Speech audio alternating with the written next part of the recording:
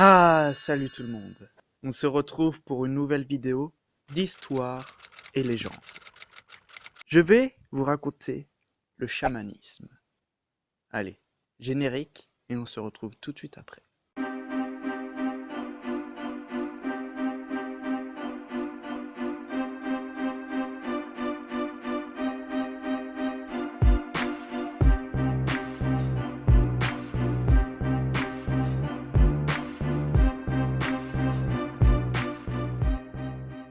Si vous ne le saviez pas, presque toutes les sociétés humaines connaissent le chamanisme. Les chamans ne sont ni des chefs, ni des prêtres, ni des sorciers, ni des sages. Leur rôle consiste simplement à réconcilier l'homme avec la nature.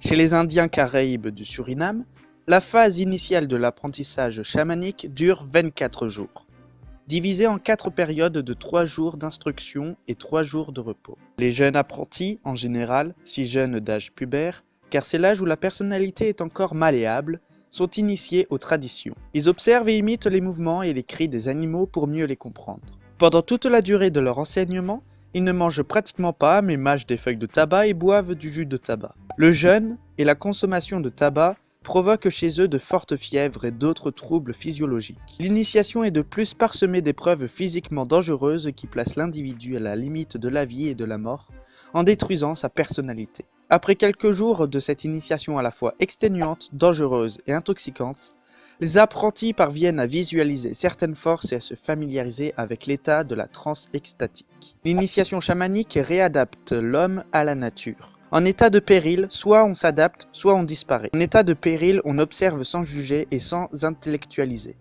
On apprend à désapprendre. Vient ensuite pour l'apprenti chaman une période de vie solitaire de près de 3 ans dans la forêt, pendant laquelle il se nourrit seul dans la nature. S'il survit, il réapparaîtra au village épuisé, sale, presque en état de démence. Un vieux chaman le prendra alors en charge pour la suite de l'initiation.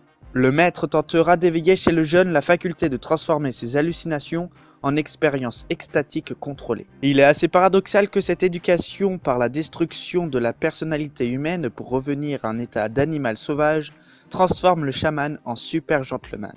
Le chaman, à la fin de son initiation, est en effet un citoyen plus fort dans sa maîtrise de lui-même, ses capacités intellectuelles et intuitives, que dans sa moralité. Les chamans yakoutes de Sibérie ont 3 fois plus de culture et de vocabulaire que la moyenne de leurs concitoyens. De nos jours, dans la préparation aux transes extatiques, on constate une utilisation de plus en plus répandue de narcotiques et de champignons hallucinogènes. Ce phénomène trahit une baisse de la qualité de l'éducation des jeunes chamans et un affaiblissement progressif de leur pouvoir.